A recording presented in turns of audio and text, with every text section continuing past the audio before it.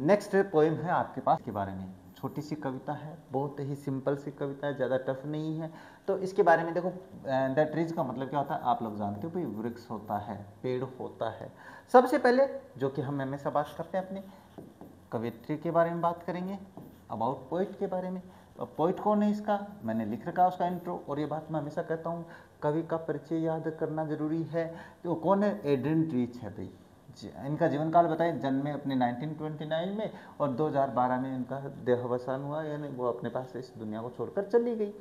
Was a highly influential American poet, बहुत ही प्रभावशाली America की कवयित्री थी, एसेइस्ट निबंधकार थी, एंड फेमिनिस्ट। फेमिनिस्ट का मतलब था महिलाओं के प्रति अपने विचार व्यक्त करने वाली।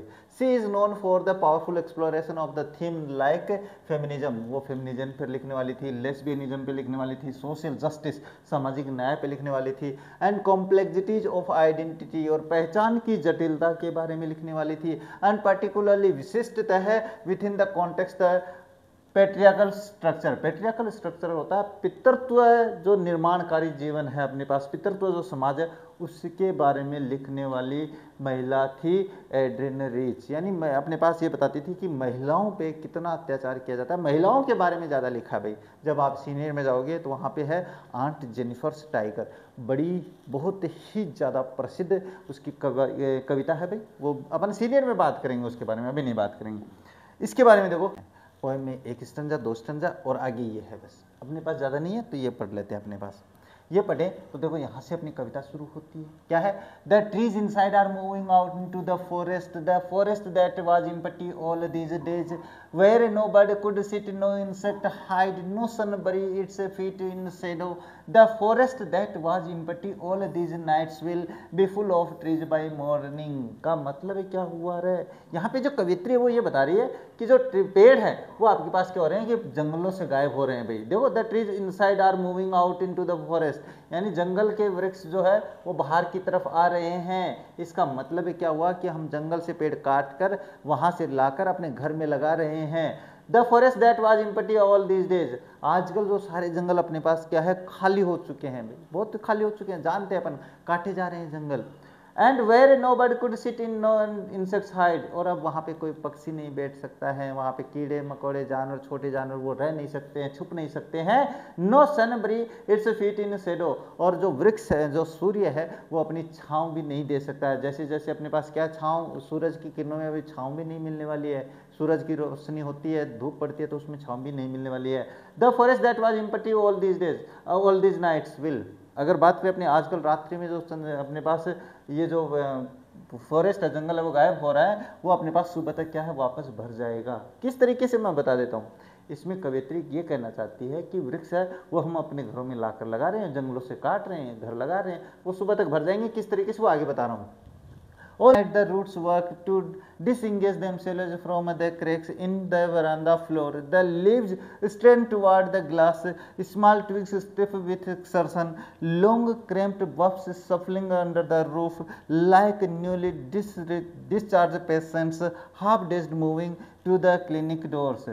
अब देखो बात करते हैं इसमें क्या है कि all night the roots work, अब सारी रात्रि क्या होती है कि पेड़ों की जो जड़ें वो काम करती हैं, क्या है, disengage, to disengage themselves from the cracks, यानी क्रैक्स का मतलब होता है दरारें जो है उनमें से अपने आप को अलग करने के लिए, उनसे डिसंगेज का मतलब अलग होना, यहाँ पे डिसंगेज का मतलब होता है व्यस्त नहीं रहने से है भाई।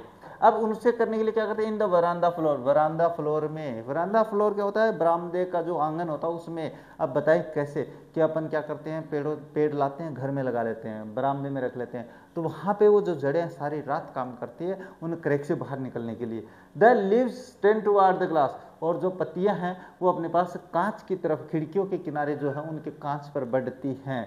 और उसके बाद small twig step with exertion, और तनाव देते हुए जो टहनियाँ हैं, छोटी छोटी टहनियाँ हैं, वो दबाव देते हुए उनके सहारे चढ़ती है।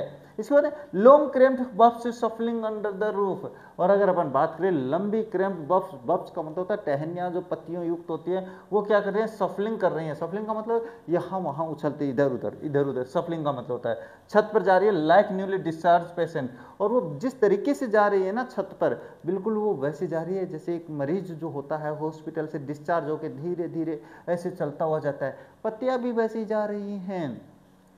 हाफ डेज्ड मूविंग, और हाफ डेज्ड का मूव मतलब मैंने बताया ना, बिल्कुल ऐसे सुस्ताते हुए जा रही है, पर जैसे पेशेंट चलता है ना, मेरे मरीज चलता है, बिल्कुल वैसे धीरे धीरे धीरे धीरे धीरे धीरे ऐसे जा रही है ना। द क्लिनिक डोर, वो जो मरीज क्लिनिक डोर से बाहर निकलता है तब ऐसी कंडीशन में निकलता है, क्लिनिक एंड हॉस्पिटल से बाहर निकलता है। तो अब बात करते हैं इसके बारे में। I sit inside, door open to the veranda, writing long letters in which I scarcely mention the departure of the forest from the house. The night is fresh, the full moon shines in a sky still open. The smell of leaves and the legend still reaches like a voice into the rooms. एक थोड़ा सा जल्दी कर लेते हैं भाई, है ना। क्या है कि आई सिट इनसाइड, अब कवित्री कहती कि मैं अंदर बैठी हूँ भाई, और क्या है, डोर्स ओपन टू द बरामदा, और जिस कमरे का दरवाजा बरामदे में खुलता मैं वहां बैठी हूँ, और क्या लिख रही हूँ, लेटर्स लिख रही हूँ मैं, कुछ लेटर्स लिखने का मतलब अपनी कविताएं वगैरह लिख रही हूँ, ये कह रही है।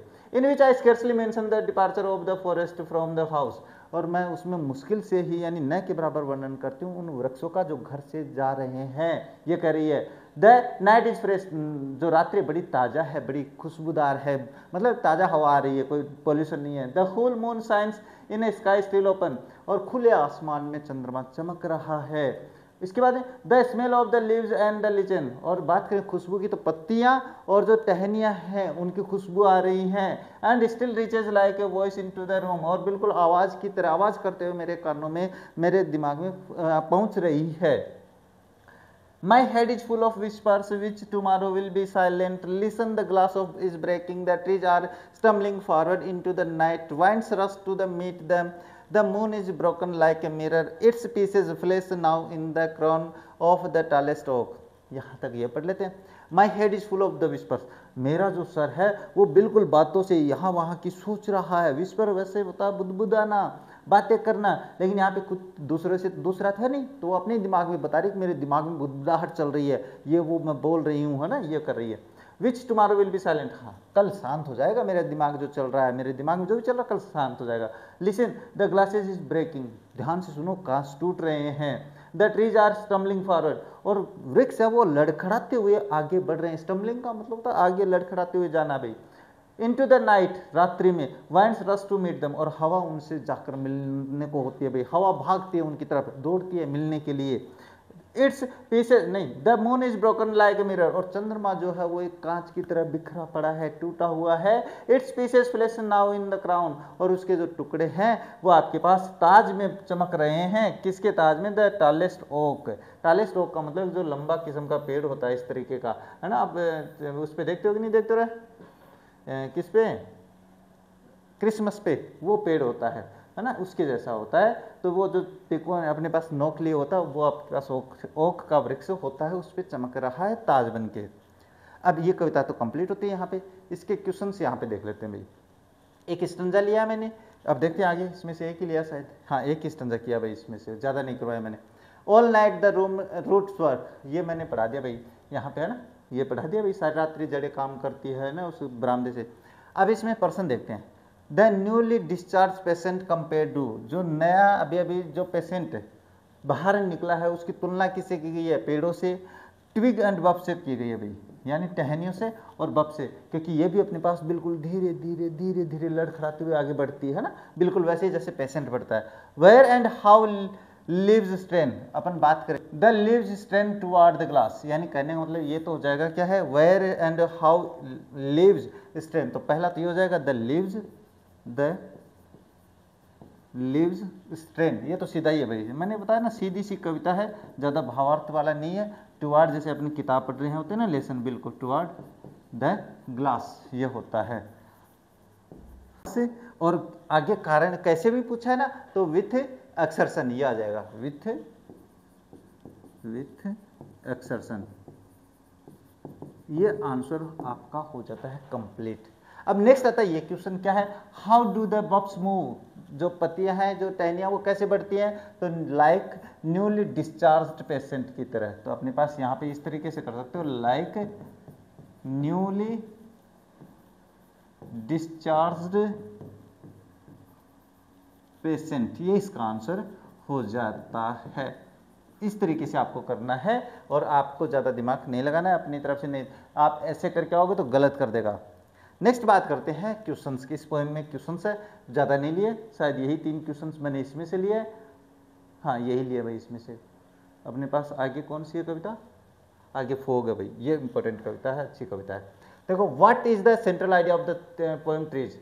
वृक्ष जो कविता है उसका मुख्य जो थीम है वो क्या है, जो विचार है, आइडिया है वो क्या है। देखो, the central idea of the poem is the conflict between man and nature, यानी कहने का मतलब विरोधाभास है मानव और प्रकृति के बीच में। A plant is brought inside the houses when it is a sapling, यानी कहने का मतलब वृक्ष को अपन घर में लेकर आते हैं जबकि वो बाहर के लिए होता है। But as it grows into the tree, लेकिन जैसे वो वृक्ष अपने पास अपने गमले में लगाते हैं, लेकिन जैसे जैसे वो बड़ा होता जाता है, it gets suffocated with the limited space available, तो फिर वो वृक्ष अपने आप में सफोकेटेड यानी दम घुटने लगता है। वृक्ष का भी, वृक्ष जिंदा प्राणी है, आप देखो उसे बंद कर दो वो जब मुरझा जाएगा, बिल्कुल वैसे ही ये कह रहा है। And so it departs to feel free, इसीलिए उसको बाहर रखा जाता है आज़ाद करने के लिए। द ट्री इज दिस, इस प्रकार से वृक्ष है moving out the occupy the new empty forest, और इसलिए वो खाली जंगलों में जा रहे होते हैं। Made so by men's indiscriminate feeling of the tree, indiscriminate का मतलब होता है अपमानजनक तरीके से। और उसके बाद humans must understand the negative impact of their actions of the nature, और इसलिए मानव को हमें जरूर समझना चाहिए कि उसके क्या प्रभाव पड़ रहे हैं, निगेटिव प्रभाव, नकारात्मक प्रभाव अपनी प्रकृति पर। And meant their ways before it is too late, और उसे अपने आप में बदलाव, मेंट का मतलब होता है बदलाव, है ना, और उसको अपने आप में बदलाव करना जरूरी है अगर इससे ज़्यादा अपने पास बहुत ज़्यादा लेट हो जाए उससे पहले पहले। इसके बाद how does the poet describe the night and how does he she feel, यानी कवित्री ने कैसे रात्रि का वर्णन किया और कैसा महसूस करती है। देखो, इट इज नाइट टाइम, रात्रि का समय है। द नाइट इज फ्रेश, रात्रि वो बिल्कुल ताज़ा है, इसका फ्रेश का मतलब बिल्कुल अच्छी है, खुशबू वाली है ना, कोई पॉल्यूशन नहीं। इन द ओपन स्काई, खुले आसमान में, the full moon is shining, चंद्रमा चमक रहा है। The poet feels the smell of the leaves and the legend reaching inside the room, और कहने का मतलब पत्तियों की, उनकी टहनियों की जो आवाज़ खुशबू है वो उसके कमरे में आ रही है। Her head is full of the whispers, उसके बिल्कुल दिमाग में बातें चल रही हैं। But she thinks that the next day these whispers will be silent, लेकिन वो ये सोचती है कि अगली सुबह वो विस्पर्स जो चल रही है वो गायब हो जाएगी, ये वर्णन होता है। नेक्स्ट है how will the empty forest change overnight, पूरी रात्रि में अपने पास जो जंगल है वो कैसे बदल जाते हैं। देखो इसके बारे में बात करते हैं, क्या है। An empty forest will become full of trees overnight because the trees that were confined inside a house deprived of their natural habitat are described as the struggling to escape and the return to the forest। वो इसलिए होता है कि जो पेड़ के जो जंगल है वो खाली हो चुके हैं और जो वृक्ष अपन घर में ला चुके हैं और जिनसे उनका दम घुट रहा है वो क्या करेंगे, वहाँ जाने की कोशिश करेंगे। ये आपकी कविता हो जाती है कंप्लीट। और इसमें आपको क्या करना है, इसका स्क्रीनशॉट ले लेना है, यहाँ पे इसको कर देते हैं कंप्लीट, ये स्क्रीनशॉट ले लो आप लोग। अब बात करते हैं, देखो नेक्स्ट आते हैं आपके पास फोग। बहुत ही छोटी सी एक स्टंजा है, कार्ल सैंडबर्ग के द्वारा लिखी गई है। ऐसे कुछ नहीं है, बहुत ही सिंपल सी बताई गई है। फोग यानी जिसको अपन क्या कहते हैं, धुंध, ओस जिसको कहते हैं, उसके बारे में है। छोटी सी कविता, एक स्टंजा, एक में से ये क्वेश्चन है, तो ध्यान से समझना। देखो इसको पढ़ते हैं पहले, है ना, उसके बाद में बात करते हैं। The fog comes on a little cat feet. It sits looking over harbor and city on silent haunches and then moves on. कविता में कवि है वो कुछ नहीं बता रहा है, बस ऐसे ही नॉर्मली बैठा है, लिख दिया बोला है, वही है। तो देखो the fog comes on a little cat feet, यानी जो फॉग है, ओस है, धुंध, वो कैसे आती है, वो बिल्ली के कदमों पे लग कर आती है। ऐसे बता रहा है कि बिल्ली से तुलना हो रही है यहाँ पे, मैं बताऊँगा कैसे हो रही है।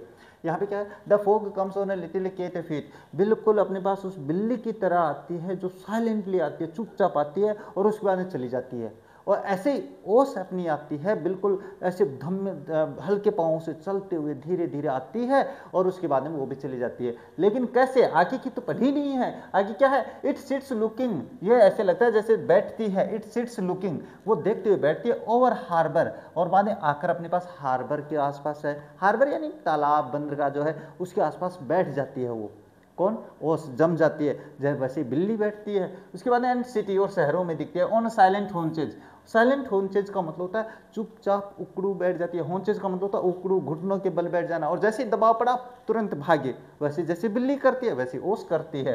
एंड देन मूव्स ऑन, और उसके बाद वो चली जाती है। बस यही है सारांश, कोई ज़्यादा नहीं है, तो चिंता करने की बात नहीं है। क्वेश्चन यही बनेंगे तो कोई दिक्कत नहीं है, कर लेते हैं। What does the fog do after arriving. अच्छा, जो ओस आने के बाद में क्या करती है, तो वो देखो लुक्स ओवर हार्बर, वो तालाबों पे, बंदरगाहों पे दिखाई देती है। तो पहला तो कोई ज़्यादा टफ नहीं है। हाउ डज द फॉग कम, ये आती कैसे है भाई, कैसे आती है फॉग है, वो कैसे आती है अपने पास। तो देखो आप तो ये कर दोगे the fog comes on a little cat feet, यही करोगे आप 100% है, लेकिन इसका आंसर होगा द फॉग कम्स साइलेंटली, वो चुपचाप आती है, इसका मतलब ये होता है। समझ में आना ना, ध्यान से समझना मेरी बात को। यानी वो बिल्ली की तरह चुपचाप चल कर आती है, धीमे पाँव से, ऐसे बिल्ली को देखना आप कितने धीमे पाँव से चलती है, अपने शिकार पे जाती है, तो है ना, वैसे आती है। इसके बाद why does the poet compare the fog with cat. अच्छा, बिल्ली से तुलना क्यों करता है जो कवि है, वो इसकी तुलना फॉग ओस की, इसका आंसर मैं करके बताता हूँ। देखो अब पर्सन में से उत्तर छाटेंगे, तो वाई डज है तो द पोइट करेंगे, द पोइट। अब डज है तो इसमें कंपेयर्स में ऐसे, कंपेयर में ऐसे ऐसे जोड़ देंगे, compares the fog with cat because the cat comes silently and goes away the fog do या डज आएगा, जड सेम, यानी कहने का मतलब बिल्ली वो चुपचाप आती है और फोग भी बिल्कुल वैसे ही करती है और चली जाती है। ऐसे गोज अवे, वहाँ पे भी गोज अवे कर सकते हो, नहीं तो इतना काफ़ी है, इतना लिख दोगे तो टीचर खुश हो जाएगा। अब देखो बात करते हैं नेक्स्ट इस कविता से 2 क्वेश्चन लिए मैंने, क्या है देखो, 2 ही है शायद, देख लो, हाँ 2 ही है भाई। क्या right the central idea of the poem fog, fog का मुख्य जो सेंट्रल आइडिया जिसको अपन कहते हैं, थीम जिसको कहते हैं, वो बतानी है। क्या है देखो, the poet Carl Sandburg is in his poem fog describes fog as cat, यानी कहने का मतलब है इस कविता में कार्ल सैंडबर्ग है वो फॉग को बिल्ली की तरह क्या करता है, डिस्क्राइब करता है, वर्णन करता है। Fog is treated to be living creature, fog का वर्णन है बिल्कुल जिंदा प्राणी की तरह किया गया है, वो मैंने बता दिया अभी। Fog comes quietly and stealthily like a cat, और बिल्कुल बिना आवाज किए चालाकी से चुपचाप आती है और बाद चली जाती है। Fog sits looking over the harbour like a cat, और वो जो फॉग है वो तालाबों पे बिल्कुल वैसे बैठ जाती है जैसे बिल्ली बैठती है। Then it moves to the settle somewhere else, और उसके बाद वहाँ से वो कहीं और चली जाती है। Just as cat doesn't settle at one place and then the same way fog keeps the on moving and the finally vanishes, और इसी प्रकार से बिल्ली करती है, वो एक स्थान पे दिखती है, बाद में वो दूसरे स्थान पे चली जाती है। नेक्स्ट है how does the fog spread over the harbour and the city, कैसे फैलती है वो, क्वेश्चन इंपॉर्टेंट लगा लेना रही है। हाँ, the fog comes to the city stealthily like just like a cat, बिल्ली की तरह चुपचाप आती है, धीमे धीमे आती है। इट मेक्स नो नॉइज, कोई शोर शराबा नहीं करती है। It spreads over the harbour, बंदरगाहों पे, तालाबों पे फैल जाती है, एंड द सिटी, शहरों में फैल जाती है, and settles over them for sometimes, और कुछ समय के लिए वहाँ पे जम जाती है, बैठ जाती है। There it rises high and moves away, और यहाँ पर वो ऊपर उठती है और चली जाती है। In this way the fog arrives over A city, इस प्रकार से वो एक शहर में पहुँचती है, और observes it and then it leaves it to move away, और उसके बाद उसका निरीक्षण करती है, उसके बाद वहाँ से चली जाती है। ये भी आपकी यहाँ पे कविता है वो कंप्लीट होती है।